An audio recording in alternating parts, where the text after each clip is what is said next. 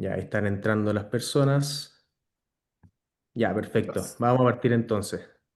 Bueno, muy buenos días a todos. Les queremos dar la más cordial bienvenida a esta nueva edición de FedeTour Talks, un espacio de conversación que organizamos desde FedeTour para reflexionar, para informar, para abrir nuevas miradas sobre los temas que afectan a nuestra industria, pero también, como vamos a ver hoy, al conjunto de nuestra sociedad.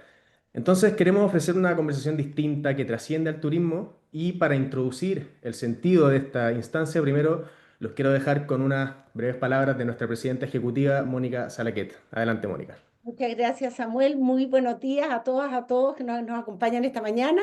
Como bien dijo Samuel, queremos ampliar un poco la mirada en este espacio tan enriquecedor que son las FedeTour Talks.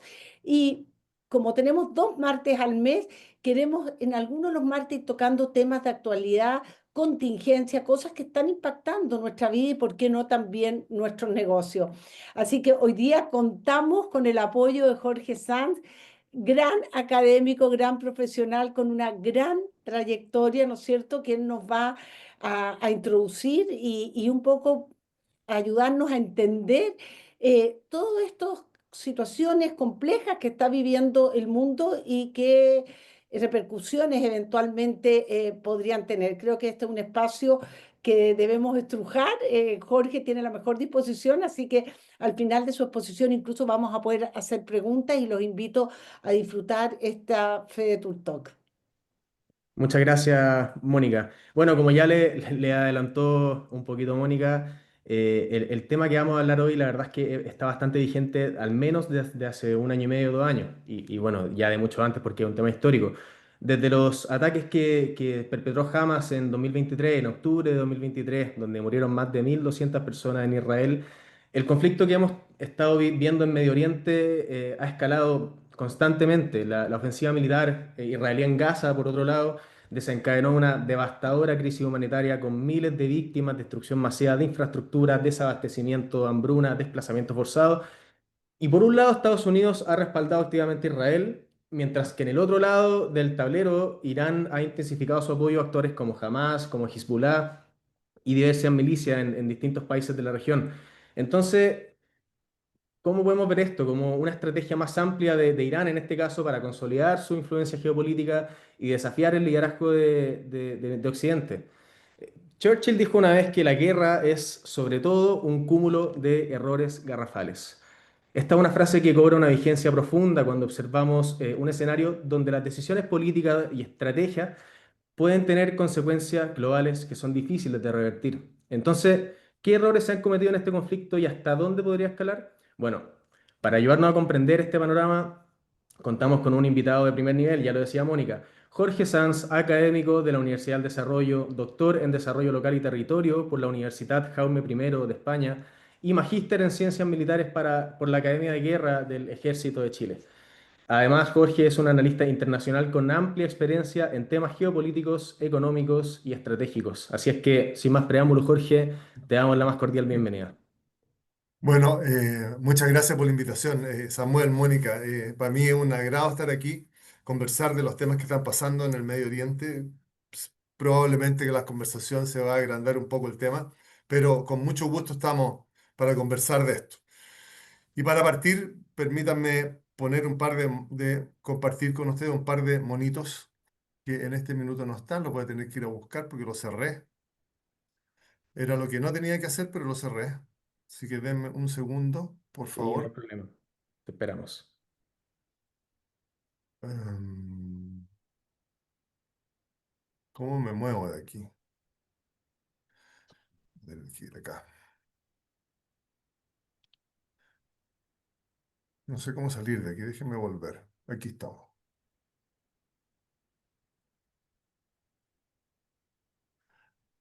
Ah,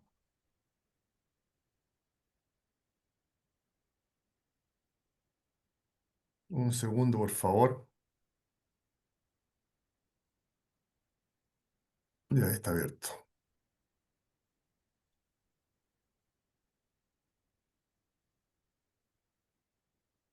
Ya, volvemos. Vamos a buscarlo. Ahí está. Y lo ampliamos un poco. Ya, espero que se vea. ¿Sí? ¿Se ve bien? Ahora sí, eso, ahí se ve perfecto, está en modo Ya, pantalla completa. ya.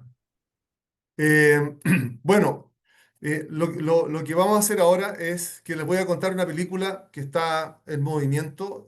Empezó hace un rato, todavía no termina, no sabemos dónde va a ir a parar. Tenemos algunos indicios, pero lo primero que quiero señalar es que me voy a centrar particularmente en Irán, en el problema de Irán, en los alrededores de Irán, en cómo, lo que decía Samuel, cómo Gaza, cómo lo que sucedió en la franja de Gaza impacta en esto y cuál es el tema, a mi juicio, el problema central de lo que está pasando en esta transformación geopolítica y transformación estratégica que está sucediendo en el Medio Oriente. Por tanto, nos vamos a meter en esta película que todos la conocen, pero hay detalles que nos van a ir explicando algunos elementos que fundamentalmente nos van a aclarar algunas cosas. Lo primero, que hay una percepción en las potencias en que Irán no puede tener una bomba atómica. Los árabes sunitas no apoyaron a los persas chiitas y ahí tenemos una primera diferencia de lo que sucede aquí. Tenemos una división étnica, tenemos dentro de los mismos actores una división religiosa. Todavía no estoy instalando a Israel, sino que solo en el mundo musulmán. Entonces, en esta misma película, en esta división, entra a jugar Estados Unidos, entra al conflicto por una cuestión mayor a este conflicto mismo. Estados Unidos está involucrado en un conflicto con China. A partir de ese paraguas enorme, vamos a tratar de entender lo que nos está sucediendo. Entonces, eh, desde ese conflicto podemos entender que las potencias aliadas de Irán no intervinieron en este conflicto. ¿Cuáles son las potencias aliadas de Irán? Rusia y China. ¿Dónde son aliados? Son aliados en los BRICS, que tuve una reunión ahora el domingo recién. Ahí son aliados. Son aliados en la Organización del Acuerdo de Shanghái. Son aliados en la visión respecto de Estados Unidos y no intervinieron. Entonces, eso nos dice que hay algo más que solo este conflicto. Tenemos un elemento más que vamos a tratar de descubrir en la medida que vayamos avanzando. Eso es parte del ego, por eso estoy aquí conversando con ustedes. Soy parte de los que ha bombardeado de información todo lo que está sucediendo. Eso que está ahí al final de la clase, los invito, de la clase, perdón, de la charla, de la conversación, los invito a conectarse. Es un canal de YouTube donde explicamos estas mismas cosas y conversamos de estas mismas cosas en videos de no más de 8 minutos, de la manera más fácil posible. Y lo que yo quiero es esto que está aquí, porque lo que conversaba con Samuel al inicio, eh, la, la conversación tiene un título, la transformación geopolítica y estratégica del Medio Oriente tras el bombardeo de Irán. Pero tras el bombardeo de Irán también hay un antes.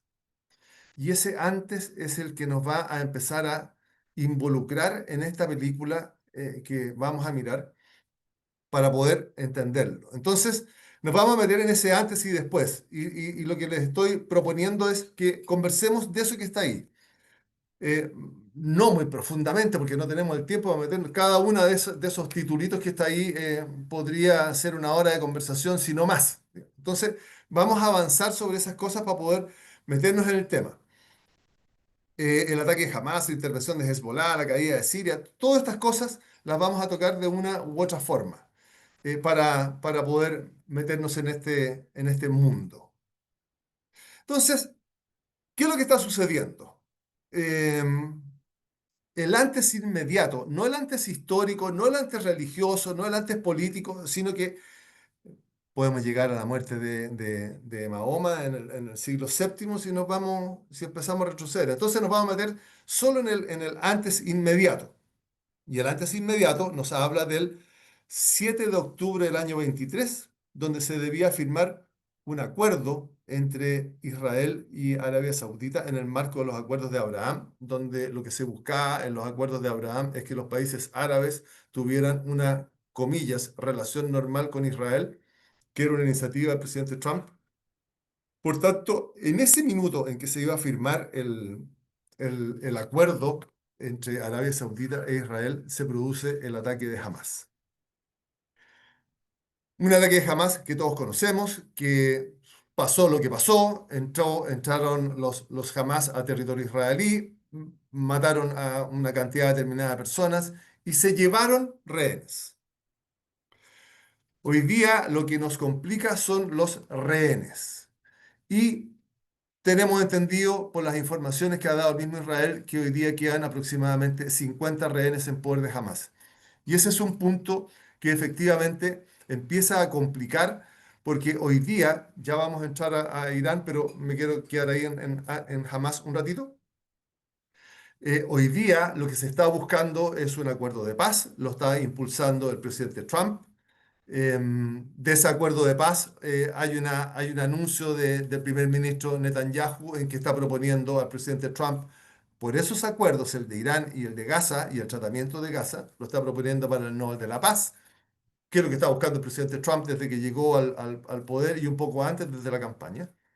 Pero el ataque de Hamas genera una forma de enfrentar el problema que existía dentro del Medio Oriente. Había una cosa local entre Hamas y Hezbollah que tenían una dialéctica propia, se manejaban bien, se entendían, eh, venían los cohetes, había una respuesta y todo ese juego, comillas, juego, perdón, eh, estaba en el control de los dos eh, adversarios, de los dos enemigos, estamos hablando de guerra, de los dos actores, sale más amigable. Entonces, hoy día lo que se busca es que efectivamente se llegue a un acuerdo de paz. ¿Cuáles son lo que se está pidiendo en este acuerdo de paz? Lo primero que se está pidiendo es que jamás no exista por parte de Israel y lo segundo que se está pidiendo es que Israel salga inmediatamente de Gaza con todo lo que tiene. Esas dos cosas son las que están entrabando la conversación. Israel pide además que le devuelvan inmediatamente los rehenes y jamás dice, no, los rehenes son mi seguro de vida. Y nos estamos dando vuelta en un círculo donde nos vamos pisando la cola y no hay cómo encontrar una solución. Porque Israel no confía en Hamas, Hamas no confía en Israel, por tanto, ¿quién da el primer paso? Algunos analistas dicen que esa guerra entre Hamas e Israel se termina solo si Hamas entrega los rehenes. Y al entregar los rehenes, la guerra se termina inmediatamente porque el objetivo de Israel, en esta guerra en particular contra Hamas, es la desaparición militar o la disminución militar y económica y política de Hamas y la recuperación de los rehenes. La primera parte aparentemente la tiene cumplida, pero los rehenes no los ha rescatado en su totalidad, por tanto los va a ir a buscar y al ir a buscarlos significa la destrucción de Gaza. Entonces estamos en un círculo muy difícil de llevar. De respecto al ataque de Hamas, podemos decir que Israel ha pasado ciertas líneas rojas que pone el derecho internacional y por eso que se habla de un genocidio, aunque la Corte Internacional de Justicia el Tribunal Internacional de Justicia no lo quiso decir en esos mismos términos y solo señaló que se iba y que se estaban cumpliendo algunas condiciones para llegar a un genocidio, pero no lo quiso plantear en esos términos porque es muy difícil plantearlo en esos términos. Sin embargo, Israel está cometiendo algunos crímenes de guerra que están ingresados dentro de los anexos de los convenios de Ginebra, como por ejemplo el producir hambre en la población civil.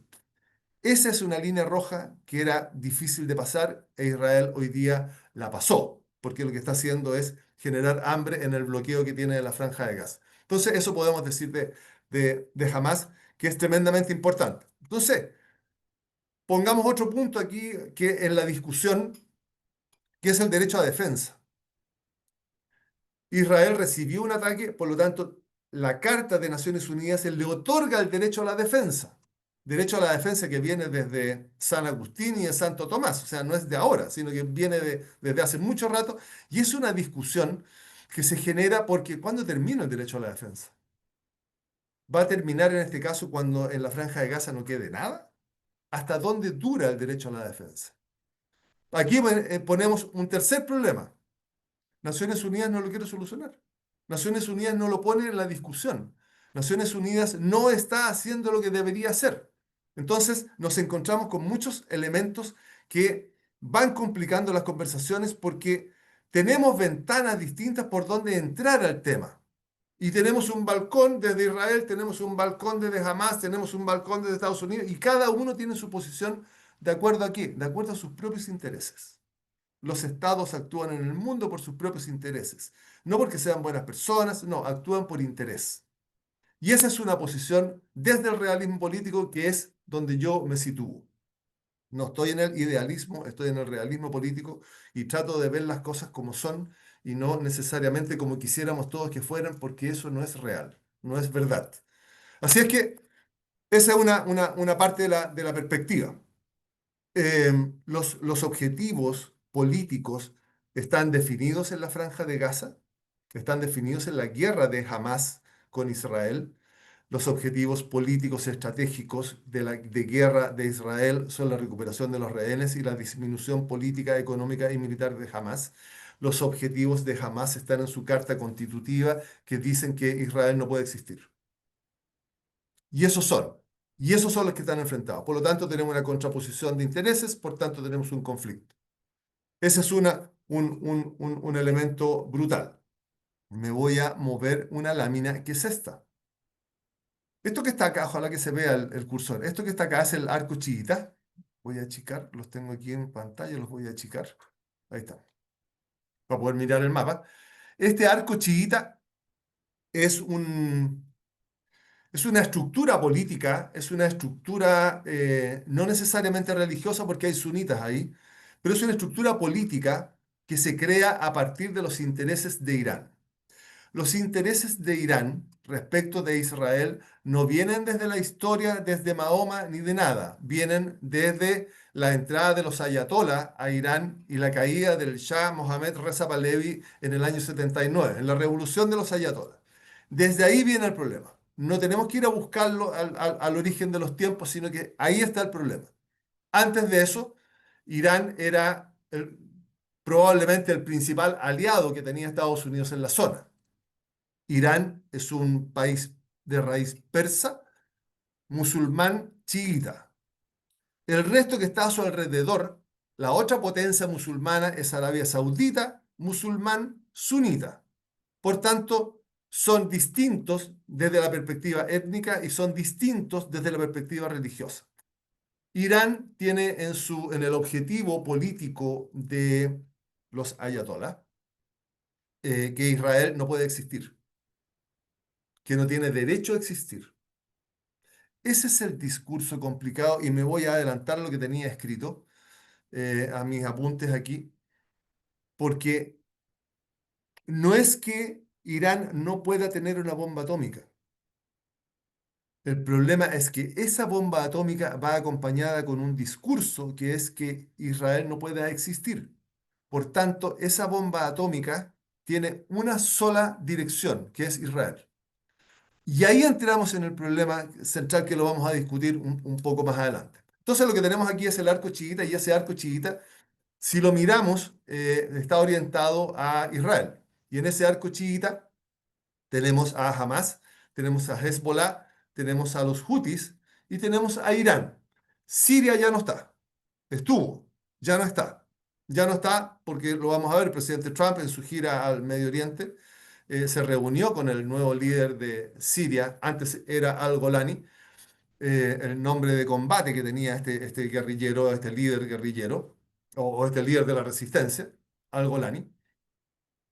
Conversaron y Siria ya dejó de ser un problema para Israel. Por tanto, ese arco chiita está absolutamente debilitado porque los grupos que estaban en la frontera de Israel, como Hamas y como Hezbollah, están tremendamente disminuidos. Líbano también tuvo una conversación con el presidente Trump y Líbano va a instalar a sus soldados, a sus militares en la frontera sur del Líbano, frontera norte de Israel, que era el espacio que ocupaba Hezbollah. Por tanto, si miramos esa zona en particular, que es esta esquinita que está aquí, si miramos esa esquinita, aparentemente los problemas, comillas, estarían bajando en la intensidad. Quedan los Hutis todavía siguen en una disputa de misiles con Israel. Israel ya hoy día, ayer, ya disparó sus propios misiles contra los Houthis que están en Yemen, aquí abajo, a la entrada del Mar Rojo. Aquí está el mapa mucho más claro que el otro. Aquí están los Houthis.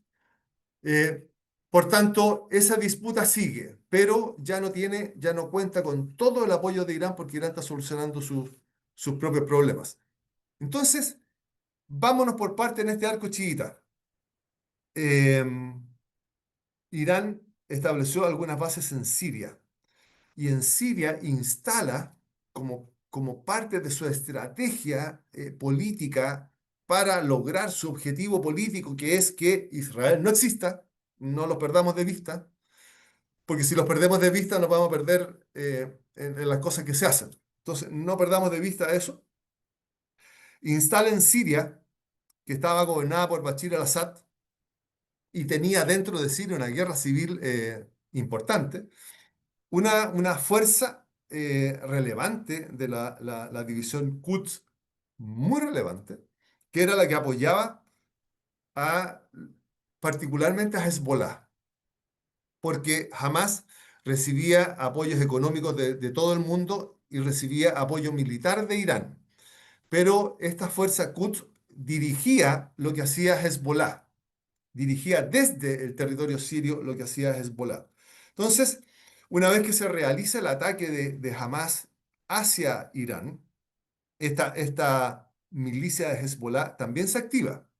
Es decir, Israel tenía un adversario hacia el norte, que era Hezbollah, y hacia el oeste, que era Gaza, que era Hamas, perdón, desde la franja de Gaza.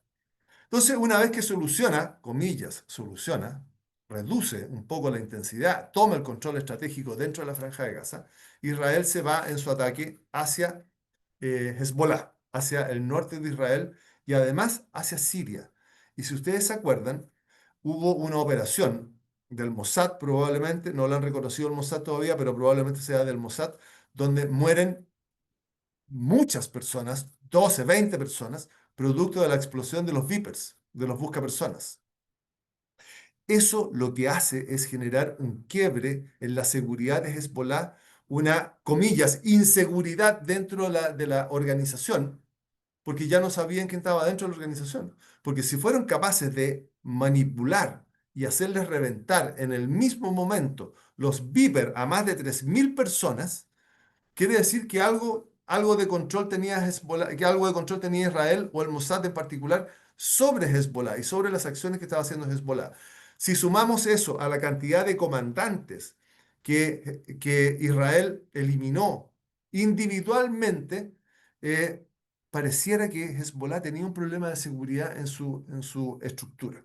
Entonces, eh, Hezbollah neutralizado, Hamas neutralizado, eh, se le, Israel entra al territorio del Líbano, establece una zona desmilitarizada al, al sur del Líbano y al norte de Israel, donde está el río Litani y genera ahí una frontera desde la perspectiva de que los cohetes que lanzaba Hezbollah hacia el norte de Israel no llegaban al territorio israelí desde el norte del río Litani. Ahí tenía una frontera.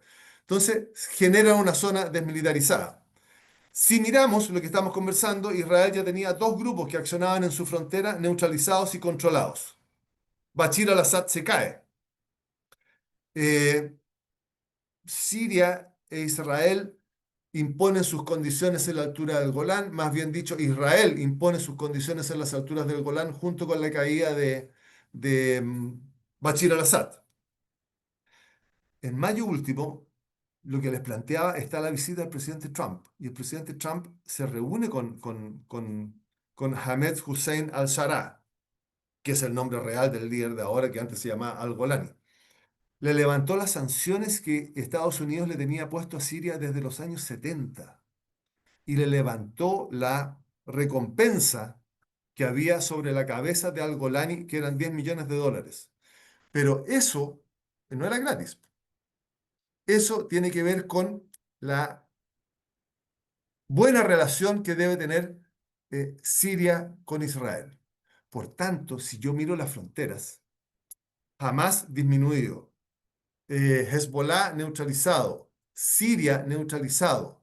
Entonces, en ese instante Israel tenía todas sus fronteras controladas. Los grupos proxy estaban disminuidos, Siria, que era el más grande, ok, estaba orientada a su recuperación después de la caída de Bashir al-Assad. Jordania es neutral. Egipto había firmado ya un acuerdo con Israel. Arabia Saudita estaba reactivando las conversaciones con Israel a partir de los enviados especiales de Estados Unidos. Los hutis estaban neutralizados por Estados Unidos abajo al sur del territorio que estamos conversando, por Estados Unidos. ¿Y por qué Estados Unidos? Porque Estados Unidos tiene ahí un grupo de combate que lo que hace es mantener abiertas las rutas de navegación. Esa es su tarea. Entonces se mueve entre el Golfo de Hormuz y la entrada del Mar Rojo. Por tanto, tenemos un cuadro estratégico que está súper bien construido para Israel. Aquí empezamos a entrar en el problema de Irán, porque mientras pasaban todas estas cosas en la frontera de Israel, Omán, a instancias de Estados Unidos, estaba llevando adelante una conversación para firmar un acuerdo nuclear, un nuevo acuerdo nuclear con Irán. Y Omán estaba manejando esta mesa.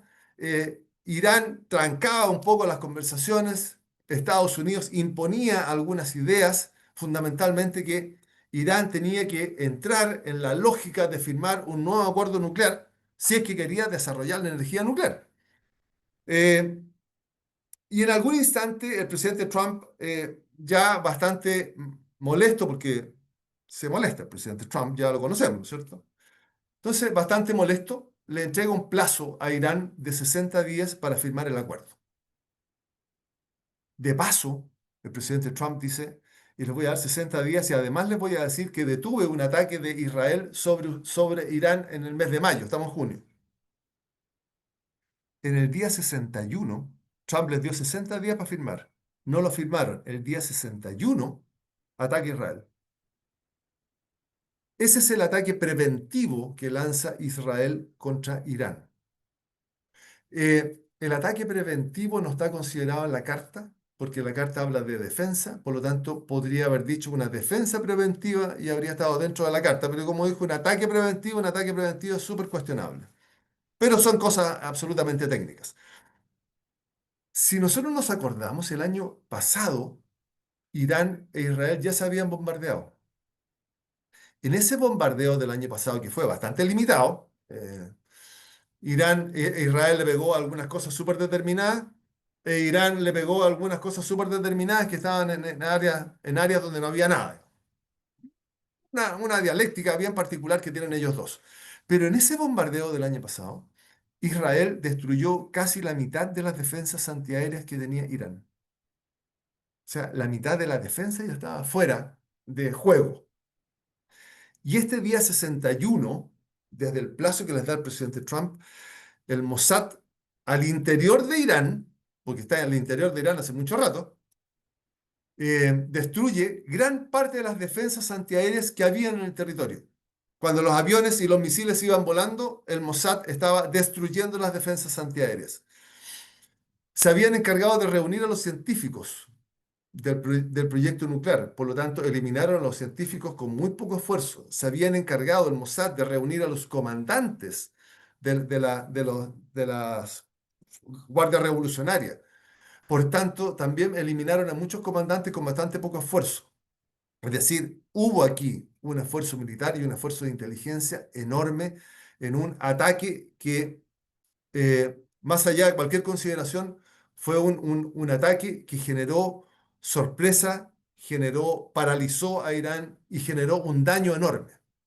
Lo que dice Israel es, nosotros vamos a atacar las instalaciones nucleares de Irán. Vamos a atacar el proyecto nuclear de Irán. Eso estuvo.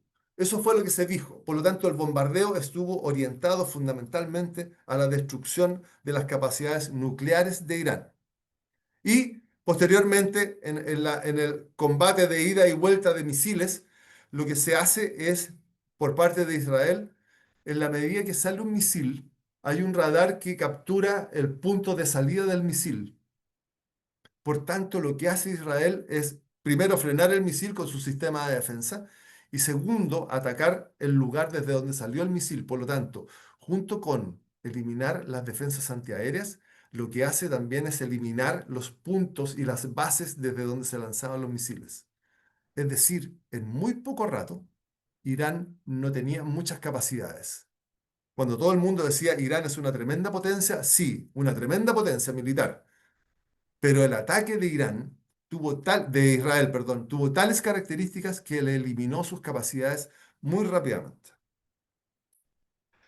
Si recordamos, inmediatamente lanzado el ataque, el presidente Trump y su secretario de Estado señalaron que Estados Unidos no tenía nada que ver con esto y se echaron para atrás.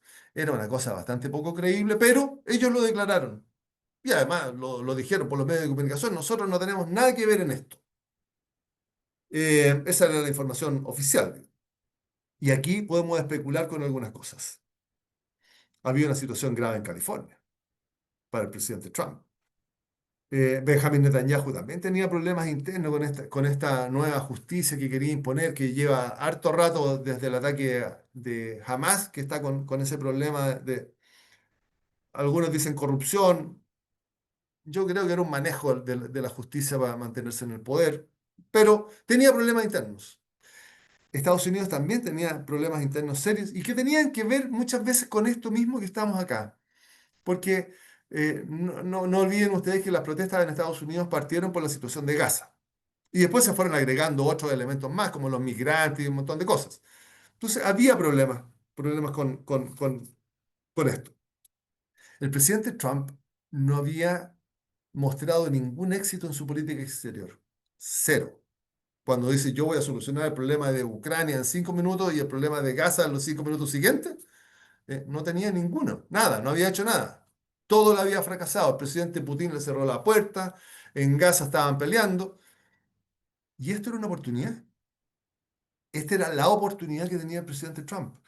Entonces, eh, Israel ya le había despejado el camino, había eliminado las defensas antiaéreas, el Mossad estaba adentro, tenía el control de parte de lo que estaba sucediendo dentro de Irán. Por tanto, eh, con un Irán degradado, con un Irán sorprendido, con un Irán desorientado, Estados Unidos tenía en su mano el momento político y estratégico adecuado para poner en vuelo los B-2. Netanyahu le había dicho por los medios al presidente Trump que Fordow, la instalación de Fordow, que es la que está subterránea, solo se podía destruir con las bombas antibúnker que transportaban los B-2. Es decir, le estaba entregando, le estaba inflando el ego y le estaba entregando al presidente Trump la posibilidad de ser él el héroe de esta película. Entonces, eh, el presidente Trump eh, lanza el ataque. El presidente Trump se embarca en esto. Se hace cargo de que tenía problemas adentro de Estados Unidos. Esos problemas potencian a la oposición y le dicen, usted nos va a llevar a una guerra eterna como la guerra de Vietnam o la guerra de Irak. Y el presidente Trump saca los bombarderos, pone las bombas adentro, hace una operación militar perfecta, perfecta, y bombardea. Y el mismo presidente Trump dice, la verdad es que se acabó, no hay más, no hay más. Y esa fue la participación de Estados Unidos, pero fue una participación decisiva, porque desde la perspectiva estratégica, lo que hace el presidente Trump es efectivamente eh, cerrar el riesgo que existía respecto de una bomba nuclear en poder de Irán. Y si no lo cerraba, al menos lo atrasaba. Y Estados Unidos no se veía involucrado en una guerra larga, Estados Unidos no se veía involucrado en un costo enorme respecto de una guerra, no tenía un mayor costo político porque fue una operación que duró un par de horas y se acabó. y generó una condición estratégica y una condición política en que la única posibilidad que tenía Irán era sentarse a una mesa a conversar. ¿Por qué? Porque la amenaza de la bomba atómica se había terminado. No le quedaba más, no tenía más amenaza. Es decir, ese revólver con que se sentaba en la mesa de conversaciones había dejado de existir, no estaba. Así es que tenemos un presidente Trump que entra a la guerra después de haber dicho yo no tengo nada que ver con esto, ve el momento estratégico oportuno, ve el momento político oportuno, entra en la guerra y se hace cargo de la guerra. Aquí hay una cuestión ética que es relevante y que yo se los planteaba a ustedes. El problema es la bomba.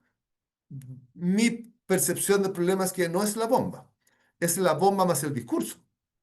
Convengamos que Corea del Norte tiene bombas, tiene un desarrollo nuclear orientado a la bomba. No sabemos si tiene la bomba, probablemente la tenga. Pero no hay este problema con Corea del Norte.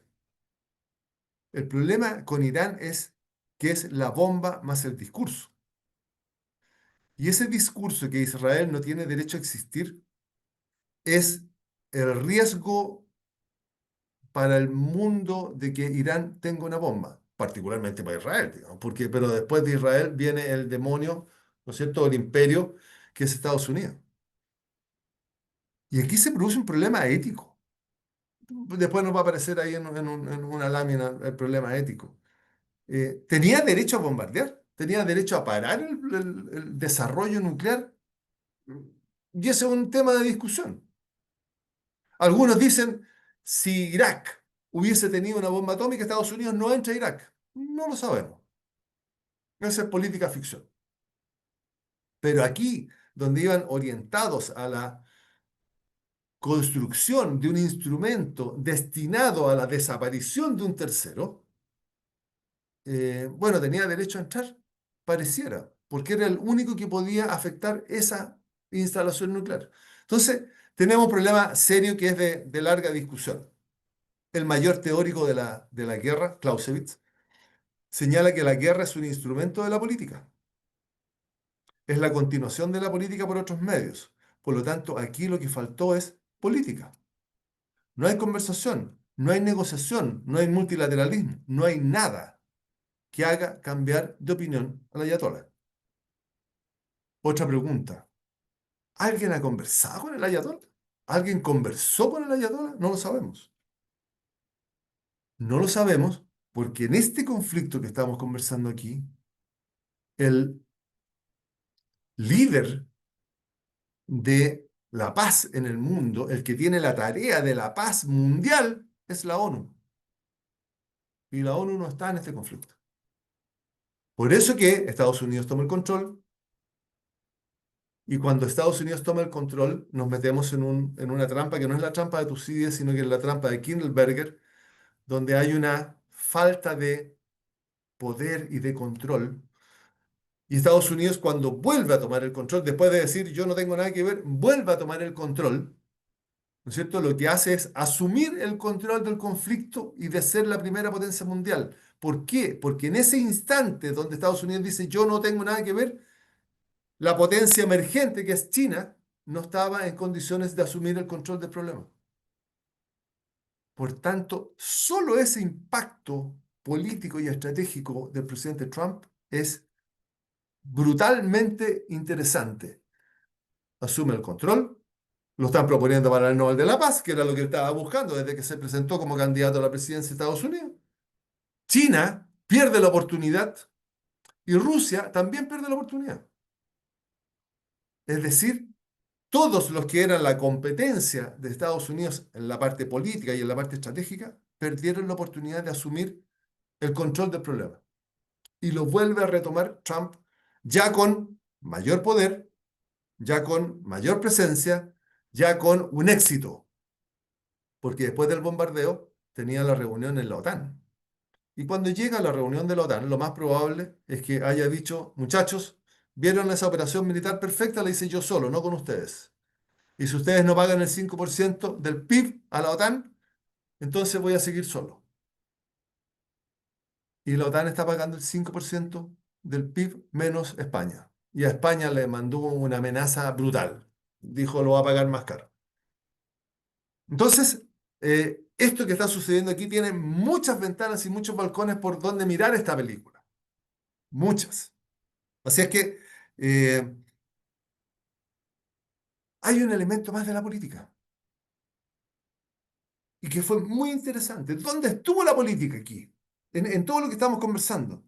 En que Estados Unidos entendió que Irán tenía que responder y le permitió la respuesta a Irán.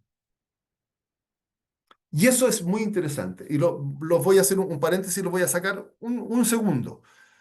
Crisis de los misiles, año 62. Las dos potencias empataron.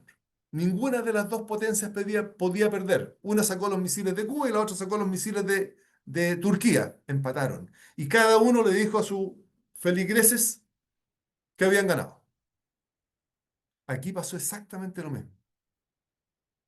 La capacidad y la necesidad de Irán de responder, no nos olvidemos que es una potencia religiosa, chiita,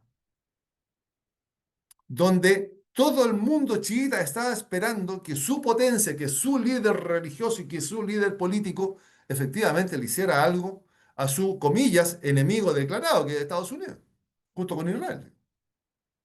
Y le permitieron atacar una base en Qatar. Y atacó una base que no hizo mucho daño, se activaron las defensas antiaéreas de Qatar, probablemente las defensas antiaéreas de los buques de Estados Unidos que estaban en el Golfo también cooperaron, pero eso le permitió al Shah, perdón, al Ayatollah, efectivamente señalar a su mundo chiita que habían atacado a Estados Unidos. Lo que fue real, digo. Atacaron una base americana. Por tanto, ahí operó la política y operó una buena política, porque el mundo chiita se calmó, se podría haber desbordado, se calmó. Así es que eh, ahí la política anduvo muy bien y surgen entonces algunas condiciones y algunas conclusiones y la capacidad de algunos líderes para llevar a Irán a un estadio distinto. Veamos qué es lo que está pasando acá. Eh, me voy a, me voy a mover de aquí. Bueno, aquí tenía el problema ético. ¿Es la guerra un instrumento ético de la política exterior de los estados? Después de mirar esto, probablemente tenemos que efectivamente eh, puedo justificar, y lo voy a decir con mucho cuidado, puedo justificar el ataque de Estados Unidos a partir de esa condición ética de la política exterior de Estados Unidos. ¿Le puedo poner ética a un estado? Pero convengamos que puede ser. Convengamos que al no funcionar la política, nos quedaba solo un elemento más, que era la guerra. Una guerra a objetivo limitado, una guerra solo a las instalaciones nucleares, una guerra a romper esa capacidad que tenía Irán, una guerra que, como lo dijo el vicepresidente de Estados Unidos, nosotros estamos en guerra contra el proyecto nuclear de Irán y no contra Irán. Entonces, una guerra súper limitada. Y ahí podríamos decir que efectivamente la guerra es un instrumento, comillas, ético de la política exterior de los estados, porque apuntó solo a ese problema ético, que es impedir una bomba para la destrucción de un tercero. Insisto, la discusión es súper larga, es súper difícil, pero aparentemente eso es. Entonces, en estos mapas que tenemos aquí, vamos a ver cuál fue la respuesta del mundo. Esto que está con rojo es parte de lo que era el arco chiita.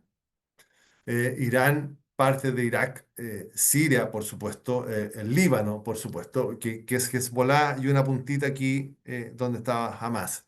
Esto es el arco chiita, ese era el área de control, y más abajo está los hutis, el área de control político y religioso de Irán contra Israel. Si yo me voy a este mapa que está aquí arriba, después del ataque de Irán a Qatar, a la base, a una base americana que estaba en Qatar, todo el entorno sunita de Irán, que es lo que está en celeste, hizo un reclamo diplomático. No aceptaron el ataque de un país de los persas de Irán a los sunitas de Qatar. Persas chiitas atacando a un árabe sunita. Y eso empieza a marcar el aislamiento de Irán. Lo dejaron solo. Pocos días antes, para marcar el aislamiento de Irán, pocos días antes, Medvedev, el ruso, había dicho en una declaración que ellos estaban dispuestos a cooperar desde la perspectiva nuclear con Irán, desde la perspectiva N, le puso él, en un mensaje por las redes sociales. Ese mensaje lo toma el presidente Trump desde su red social eh, y le pide inmediatas explicaciones al presidente Putin, con un tono muy autoritario, muy duro. Al rato aparece Medvedev de nuevo diciendo que efectivamente Rusia no va a apoyar a Irán en términos nucleares. Marca el aislamiento de Irán. O sea, todo el mundo religioso, comillas, cultural, religioso que podría haber apoyado a Irán, no lo apoya. Su aliado en dos estructuras importantes, como son los BRICS y como es la cooperación de Shanghái, el Foro de Cooperación de Shanghái, no lo apoya. Irán se queda solo. Todos sus grupos asociados como Hezbollah, como Hamas, están desarticulados. Por tanto, eh, es bien difícil.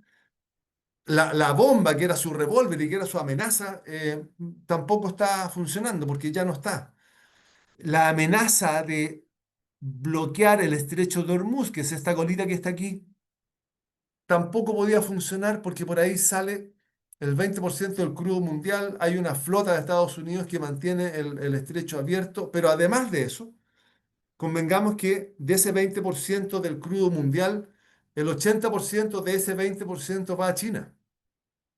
Y China es aliado importante de Irán. Por tanto, el decir voy a bloquear el estrecho de Hormuz tampoco funcionó, porque no era real, porque ni sus adversarios ni sus aliados se lo iban a permitir.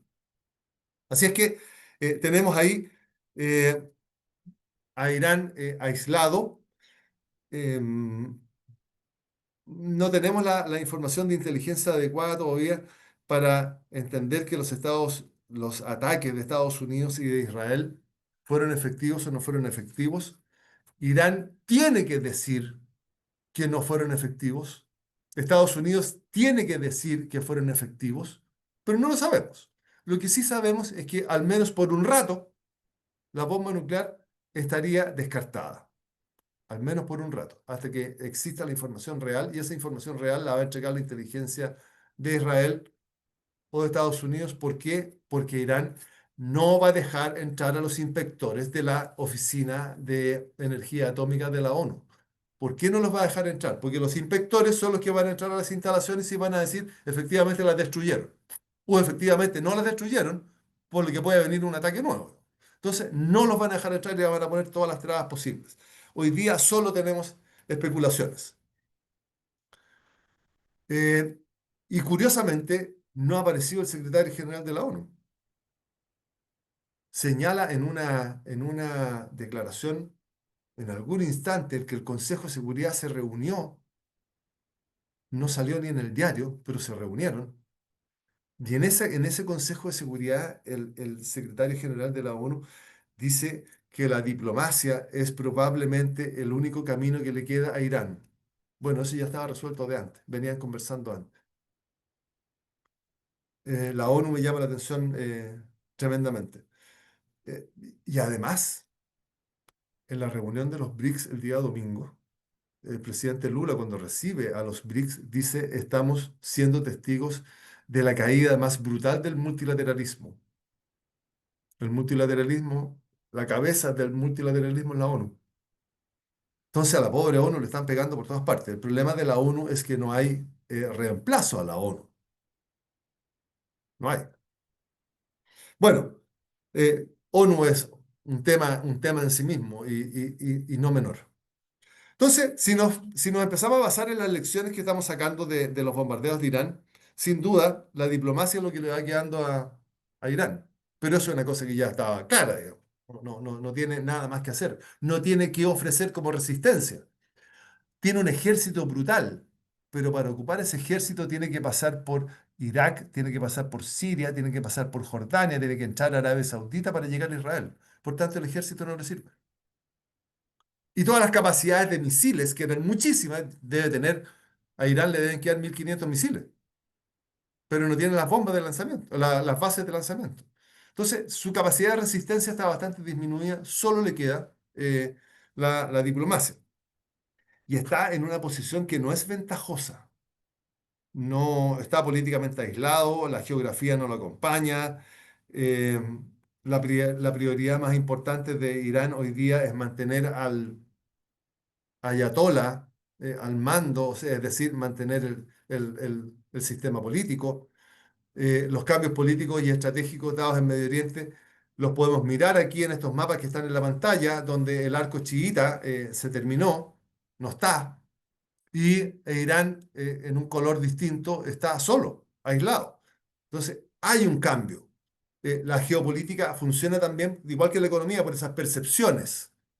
Tengo la percepción de, bueno, nosotros teníamos la percepción de un Irán potente, un Irán con una capacidad inmensa, con un Irán tremendamente fuerte, y nos encontramos con un Irán producto de la acción de Occidente, representado por Israel principalmente y Estados Unidos, producto de esa acción con un Irán que se fue disminuyendo, en que sus grupos proxies no lo acompañan mucho. El único que lo está acompañando es Yemen, es los Houthis de Yemen desde aquí abajo, pero los Houthis de Yemen están neutralizados por la flota americana y están neutralizados por Israel y están neutralizados por ellos mismos, porque no tienen mucha capacidad a no ser que se la entregue Irán.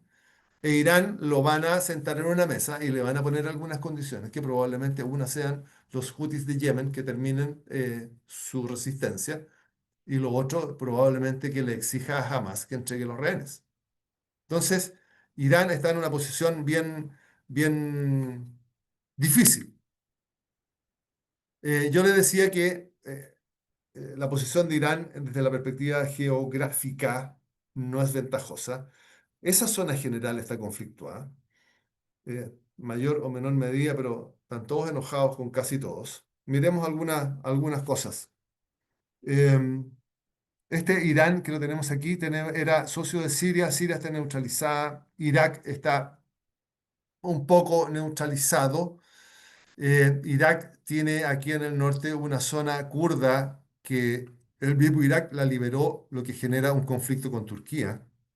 Además, Turquía quiere entrar a Siria, Turquía quiere hacerse cargo de la zona, de ser un actor en la paz en esta zona. Turquía tiene problemas con Chipre que está ahí, aquí está Israel. Jordania no se mete con nadie. Jordania no entra en este juego, Jordania no juega y no lo molesta a nadie. Si nos movemos un poco, Arabia Saudita, que está aquí, Arabia Saudita es una tremenda potencia regional que quiere entrar ahora al juego a intentar solucionar los problemas. Entonces, eh, está mirando que Irán sufrió muchos daños, está mirando que los persas ya no son su gran adversario, está mirando que puede hacer más cosas, eh, está mirando que hoy día probablemente le convenga generar una buena relación con Israel, porque si no se va a quedar solo, porque los países del Golfo ya tienen una buena relación, algunos países de África, árabes de África, tienen una buena relación, Siria ya está teniendo una buena relación con Israel, entonces Arabia Saudita puede converger hacia esa idea y sigue Irán estando solo. Si abrimos el foco, vamos a encontrar a esta Rusia que está aquí en el borde, ¿no es cierto? Esta enorme Rusia, que está enfrascada en su propia guerra.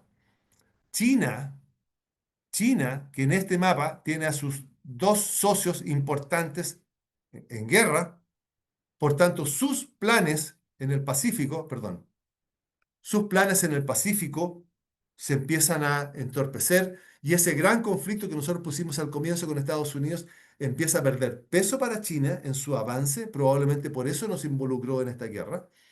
Entonces, vámonos bueno, Pakistán tiene una guerrita aquí arriba en la Cachemira con India. Afganistán es un espacio bien particular porque lo gobierna el Talibán. El Talibán no exporta su guerrilla, no exporta su ideología, sino que gobierna Afganistán, pero dentro de Afganistán está ISIS-K. Eh, el resto del mundo que está ahí no reconoce al Talibán. Hay un corredor aquí en la frontera con China. Aquí hay un bordecito ahí que es el corredor de Wakhan y pertenece a una provincia afgana, pero al otro lado, en China, en esta zona de China, están los uigures. Y los uigures son los que, en la provincia de Xinjiang, y los uigures son los que desordenan China, la profundidad china. Entonces, esa relación China la arregló rápidamente cuando Estados Unidos se retira de Afganistán y llegan los talibanes, se los manda a buscar y dice, muchachos, aquí no me hagan ningún problema en la frontera porque si no vamos a tener problemas serios. Y sí, yo les voy a ayudar económicamente, les voy a ayudar políticamente, pero no quiero tener problemas en mi espalda, en esta espalda, porque su problema China está en el Pacífico. Entonces, tenemos muchos elementos. Como lo vemos, sin entrar mucho en el detalle, Irán no está en una posición ventajosa como en algún instante lo estuvo.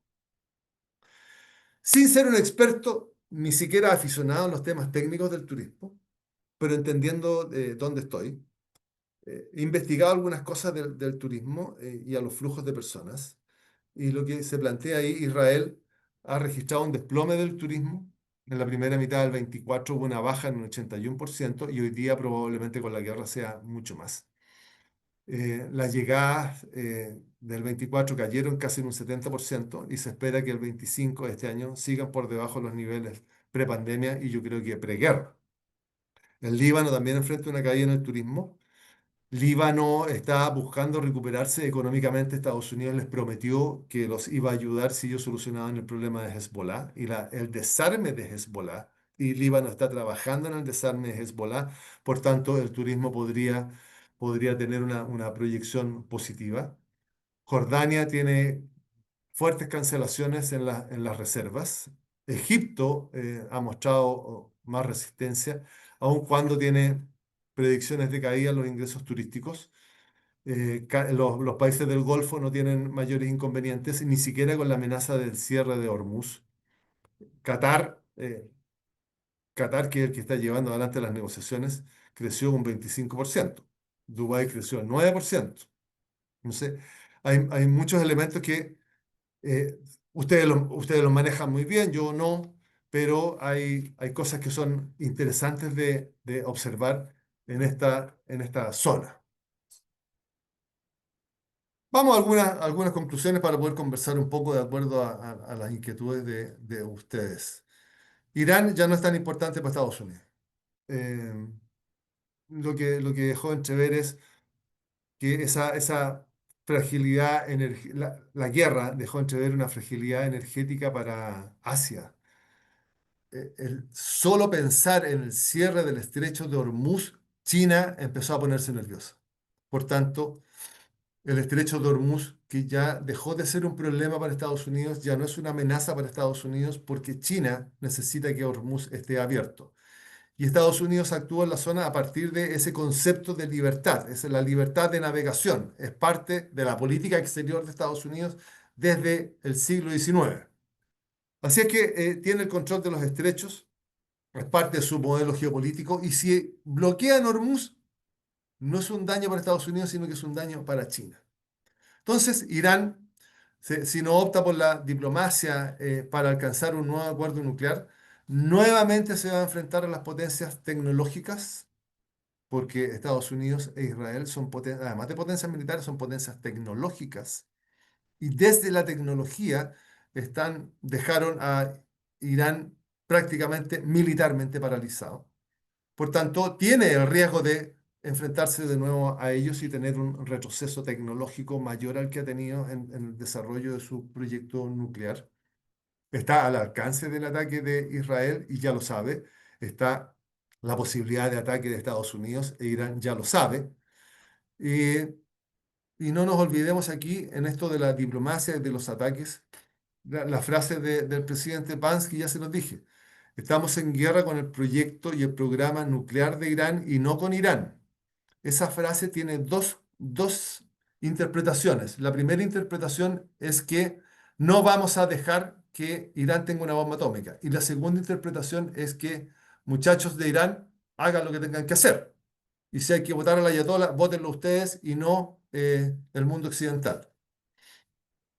Y dentro del proyecto de Israel, está generar las condiciones para que se produzcan las protestas necesarias que saquen a Ali Khamenei del cargo. Irán depende casi exclusivamente de las exportaciones de petróleo. Irán vive del petróleo. Por tanto, cerrar Hormuz sería dispararse en los pies. Y necesita sacar el petróleo porque tiene demasiadas sanciones económicas encima. ¿Y quién le compra el petróleo? China. Hay una tensión en el régimen. El gobierno iraní eh, es teocrático, es muy autoritario, tiene las características de que hay políticos elegidos, comillas, democráticamente por voto, pero los que mandan son elegidos religiosamente, desde una perspectiva religiosa. Entonces, esa tensión en el régimen va generando un doble problema y va generando un doble problema interno, porque Internet está abierto, se ve lo que pasa afuera, se ve lo que está sucediendo alrededor.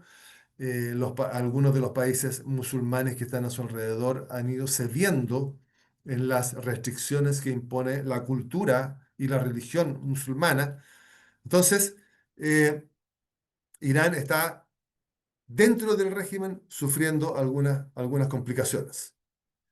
El impacto es bastante desigual en lo que está sucediendo ahí. Eh, el daño que se genera en Irán no es el mismo daño que se generó en Israel o en Estados Unidos, que es el único que ganó. Irán no solo sufrió un retraso temporal, sino que requiere rápidamente recuperar las capacidades para el enriquecimiento del uranio. Sin duda que las centrífugas están destruidas. No sabemos si destruyeron absolutamente todo lo que había que destruir, no lo sabemos. Pero algunas centrífugas están destruidas, por lo tanto eso va a generar un retraso. No sabemos cuán avanzado estaba el proyecto. No sabemos si tienen la capacidad de miniaturizar lo que logren concebir como una bomba y ponerla sobre la ojiva de un misil. Y eso aparentemente es lo más difícil porque los enriquecimientos de uranio ya llegaron al 60% em, y al 80% y de ahí al 90% hay un paso, digamos. Entonces, esa parte aparentemente la tienen controlada, la tienen asumida, pero hay una segunda parte que es la miniaturización e instalarlo sobre un misil. Esa parte aparentemente no está. Bueno, los invito a conectarse a ese canal que está ahí para conversar de estas mismas cosas eh, en un video cortito, 8 minutos, 9 minutos, donde ponemos uno de estos temas, lo desgranamos, perdón, lo desgranamos y lo dejamos ahí. Y hablamos de Irán, y hablamos de Israel, y hablamos de la bomba nuclear, y hablamos de Gaza, y hablamos de China, y hablamos de muchas cosas del mundo. Hablamos de muchas cosas, pero en videos súper cortos. Y eso es un canal para poder seguir conversando del tema. Así es que reitero mis agradecimientos por esta oportunidad de conversar con ustedes un tema tan importante, tan interesante, y que nos cambió la perspectiva y nos puso en evidencia la fragilidad que tenemos en una zona geográfica, en una zona geopolítica de la mayor importancia. Así es que quedo a disposición de ustedes. Muchas gracias, Jorge. Muy, muy interesante la charla con harto detalle. La verdad es que yo creo que todos se fueron con con un buen aprendizaje. Ahora, bueno, abrimos el espacio para preguntas, para conversación. Tenemos la primera mano levantada, César Iribarren. Adelante, César. Hola, muy buenos días. ¿Cómo están? También agradezco esta instancia muy interesante para conocer el panorama que se está viviendo en un lugar tan importante, tanto para el turismo como para el mundo entero. Mira, la pregunta que yo te quería hacer es la siguiente. Mira, en reuniones sociales yo conversaba con gente al respecto. Todos pensaban que el régimen caía, ¿ah? Pero estamos hablando de gente no experta, personas Sí. observadoras de noticias, pero el régimen cae. Yo les decía que el régimen no va a caer, no porque Irán no quiera que caiga su propio régimen, sino porque ni a Estados Unidos ni a Israel le conviene que caiga un régimen como el de Irán, porque a mi juicio eso generaría ese territorio se convertiría, en mi juicio, en un estado fallido, como fue en su momento Irak, con la caída de Saddam Hussein, Libia, con la caída de Gaddafi, donde el territorio queda a merced de otros grupos terroristas islámicos adversarios del régimen saliente, como el mismo Estado Islámico en su momento, como fue al-Shabaab en Somalia, y los señores de la guerra en Libia, que al final terminan siendo una amenaza mucho mayor para los intereses estadounidenses e israelíes y occidental en general en Medio Oriente. ¿Compartes esa visión? Yo comparto la visión y agregaría a su análisis, César, un solo elemento más. Si es Occidente el que saca a Ali Khamenei de su cargo, lo más probable es que la comunidad cultural religiosa musulmana tenga una capacidad de respuesta que Irán solo no tiene, porque nuevamente se va a instalar a Israel y a Estados Unidos como los monstruos antimusulmanes, anticlericales, anti-régimen. Por lo tanto, le van a traspasar la culpa a Occidente y van a mantener esa capacidad belicosa que tienen los grupos proxies en particular y van a seguir atacando a Israel y van a seguir atacando al mundo occidental o en Europa o en Estados Unidos o donde sea. Entonces, lo más probable es que efectivamente tiendan a generar las condiciones para que el régimen de Ali Khamenei caiga, a través de sanciones, a través de política, a través de una guerra híbrida como lo hizo Rusia en Ucrania. Hay muchos métodos, pero no necesariamente que sea Occidente el que físicamente elimine al régimen porque va a generar un levantamiento musulmán en el área. Podría generar. Muchas gracias. Jorge, tú decías, bueno, ya mencionaste el estrecho de Hormuz en el fondo que ya no sería plausible por el momento, en el fondo, que haya un cierre porque no le conviene ni a Estados Unidos ni a China, en especial a China. Pero, ¿se avisora algún efecto económico o geopolítico que podría haber acá en la región, en especial en Chile, que es un país que depende tanto de las importaciones? A ver, claro, es probable, cualquier cosa que tenga que ver con el petróleo a nosotros nos impacta, pero la amenaza del cierre, que en algún instante estuvo presente y alteró los flujos, no nos olvidemos de un discurso del presidente Trump en que le pidió a los países exportadores de petróleo que siguieran produciendo. ¿No es cierto? Y no se preocuparan de Hormuz. Aparentemente, esa amenaza, más la respuesta de Estados Unidos, no alteró mayormente los flujos y no alteró mayormente los precios. Ahora, Chile no compra necesariamente el petróleo que viene de ahí, sino que tiene otros sistemas de compra, pero donde suba el petróleo efectivamente nos va a afectar a nosotros. Así que podría tener una consecuencia. Pero Hormuz está abierto todavía. Perfecto. Bueno, parece que no hay más preguntas por el momento. Ujú. Yo, la única, la última. Ah, César, por favor, creo que bueno, no levantaste la mano. Sí. Jorge, ahora voy a hacer una pregunta un poco más abierta. Ujú. Bueno, el mundo, ¿qué tanto cambió el mundo con esta situación que vivimos en junio? Porque, claro, cuando ocurrió lo de las Torres Gemelas, el mundo cambió para siempre. Cuando Sí. ocurrió lo de la guerra de Irak, lo mismo. Cuando cayó Gaddafi en Libia lo mismo, y bueno, con esta situación en particular, ¿qué tanto cambió el mundo? Eh, China demostró que no tiene las capacidades para hacerse cargo e involucrarse en un conflicto de esta magnitud. China, a pesar de que Irán es su aliado, a pesar de que Irán le entrega el petróleo, a pesar de que Irán le entrega muchas cosas a China, China no fue capaz de involucrarse en esto. Por tanto, eso nos dice que en esa guerra enorme que según los planes de Xi Jinping, o sea, según el discurso de Xi Jinping, hay un vacío entre el 35 y el 49 donde podría haber un enfrentamiento China-Estados Unidos. China todavía no está preparada para enfrentarse a Estados Unidos en un conflicto de esta magnitud. Y eso es una demostración que le entrega a Estados Unidos la capacidad de seguir haciendo cosas y de seguir dominando el mundo. Nos guste o no nos guste, da igual, pero esa es una constatación. Estados Unidos, el presidente Trump, cuando se echa para atrás y dice yo no tengo nada que ver en este ataque, deja un vacío de poder. Y ese vacío, de acuerdo a la teoría, lo debió haber ocupado la potencia emergente. Y Estados Unidos cae. Pero no tuvo esa capacidad, no tuvo esa visión probablemente, fue tan sorpresivo todo que no entró en ese juego. Por tanto, cuando vuelve el presidente Trump, vuelve con más poder y China se retrocede. Entonces, ahí hay un cambio en lo que venía sucediendo en el mundo, en que los dos se enfrentaban como pares. Yo te subo 100% de arancel y yo te subo 140. Y eran pares. Hoy día dejaron de ser pares. O sea, Bueno, dale, no, perdón, dale, dale, César, dale, dale, por favor. no, no, decir que ya yo con esto termino.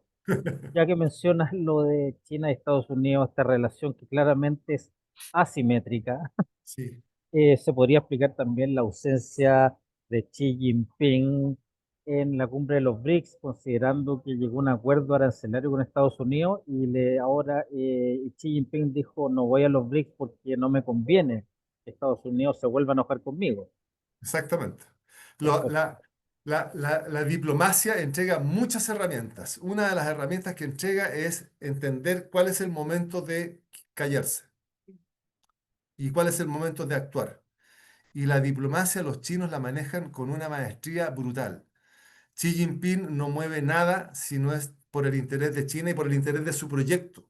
Y su proyecto termina el año 49 cuando China la tiene trazado, que China el año 49 tiene que ser la primera potencia socialista del mundo. Por tanto, todos los bloqueos que vaya teniendo en el camino afectan ese proyecto final de Xi Jinping. Y si logró un acuerdo con Estados Unidos antes de los BRICS, no le convenía entrar a los BRICS. Ya venía la respuesta de Trump: todos los que están en los BRICS van a tener un 10% de arancel. ¿Para qué? Si ya había solucionado su problema particular y ellos dos entienden que están en una disputa distinta. Putin no fue porque lo podían detener, digamos. Pero Xi Jinping no fue porque no estaba dentro del interés de China y mandó a un canciller. Que es un Bueno, aquí, personaje de segundo, es un personaje súper importante, pero es de segundo nivel. aquí un último comentario. Jaime Aguirre dice, muchas gracias, muy interesante. Llama la atención que Estados Unidos continúa liderando los conflictos. China, Rusia y continente europeo no se involucraron. Ahí puede haber quizá algún matiz de parte tuyo, Sí, Jorge. Estados Unidos sí. debe tratar de mediar para terminar la guerra de Ucrania y Rusia. Estados Unidos está intentando mediar en la guerra de Rusia-Ucrania, pero Vladimir Putin no va a ceder porque Vladimir Putin se coloca a la altura de Trump, porque Trump bajó a la altura de Rusia. Y digo bajó porque Estados Unidos es el 25% del PIB mundial y Rusia hoy día es el 4 o el 6, ahí se mueve. Entonces bajó a la altura del presidente Putin. Eso no le ha resultado. Está exigiéndole a la OTAN el 5% del PIB para que efectivamente logren tener un aparato de defensa que no dependa de Estados Unidos. Y lo que dice el presidente Trump, y se lo dijo en el gobierno anterior: ¿por qué va a venir un soldado americano a medirse por Montenegro si Montenegro no pone ni un peso en la OTAN? Entonces, está buscando que OTAN sea lo suficientemente fuerte para mantener a Rusia neutralizada, amarrada ahí, y que Rusia no intervenga en ese gran conflicto China-Estados Unidos. porque ahí se desequilibra todo. Hay un movimiento estratégico que es brutal. Entonces, todo lo que sucede abajo es parte de eso. Todas las decisiones son parte de eso. Y su amistad con Putin para separarlo de China no funcionó, la dejó ahí y ahora parece que está tomando otras medidas como acercarse después del altercado que tuvo con Zelensky en el Salón Oval, que lo echó a la Casa Blanca. Pareciera que ahora lo está retomando, lo está apoyando y le está pidiendo a OTAN, a Europa, que apoyen a Ucrania. Es decir, Rusia no participó en ese conflicto después de que Estados Unidos le dice, acláreme lo que dijo Medvedev respecto al apoyo nuclear. Y ahí Rusia se echa para atrás y no está. Y Europa no participa, Europa porque entiende que el problema de Medio Oriente, en Gaza sí participa, pero entiende que el problema de Irán en Medio Oriente, no en el cercano Oriente, en Medio Oriente, es un problema de Israel con Estados Unidos. En Gaza sí que Europa tiene opinión y habla contra Israel y contra el método de Israel en la frontera, perdón, en la franja de Gaza. Ahí sí que tiene opinión, pero no tiene opinión en este conflicto con Israel por la bomba atómica. Mm. Perfecto. Bueno, ya nos alargamos un poquito. La verdad es que está súper interesante la Ujú. charla, el contenido. Así es que, nada, les queremos agradecer primero a Jorge por la claridad, por la profundidad, por ayudarnos a comprender estos múltiples capas de conflicto que tenemos aquí en este Sí. escenario ahí en Medio Oriente. También queremos agradecer a todos a quienes se conectaron, a quienes preguntaron.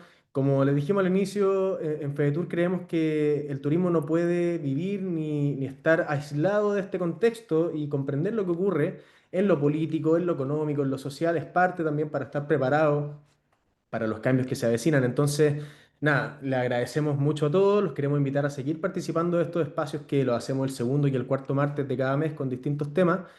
Y bueno, Jorge, muchísimas gracias por tu presentación nuevamente. No, encantado, Samuel. Gracias por la invitación. Gracias a Mónica por la invitación y encantado de estar aquí con ustedes conversando. Muchas gracias, que esté muy bien. Un abrazo, nos vemos la próxima. Ok.